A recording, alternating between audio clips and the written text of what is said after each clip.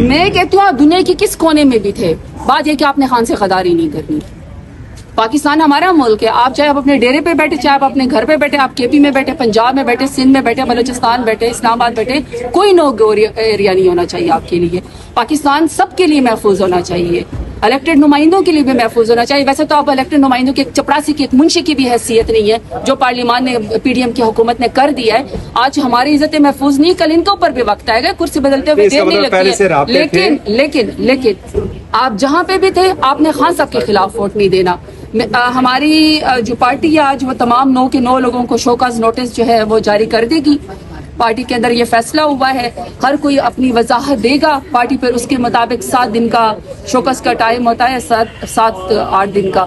وہ جو بھی کوئی اپنی ایکسپلینیشن دے گا، پارٹی ایکسیپٹ کرے ریجیکٹ کرے، خان کے پاس معاملہ جائے گا، وہ سب آپ کے ساتھ شیئر کیا جائے گا. میں نے پھر وہی کہا ہے کہ 9 لوگ چاہے وہ ریزرو کے اندر بیٹھے رہے، چاہے انہوں نے ووٹ دیا، بات یہ ہے کہ آپ نے اپنی پارٹی سے کانٹیکٹ نہیں رکھا. پارٹی نے ان سب 9 لوگوں کو جو آج شوکاز نوٹس جاری کرے گی، وضاحت کا موقع دے گی، انصاف کا موقع دے گی، صفائی کا موقع دے گی، ہر ایک کو موقع دے گی کہ آپ لوگ اپنی دلیل دیں کہ آپ لوگ کیوں اور کس وقت اور کہاں تھے، پارٹی سے میں کیوں نہیں کانٹیکٹ میں تھے. 7-8 دن کے بعد جو شوکاز کا جواب آئے گا وہ جواب بھی آپ سے شیئر ہوگا اور پارٹی کا وہ بھی آپ سے شیئر ہوگا.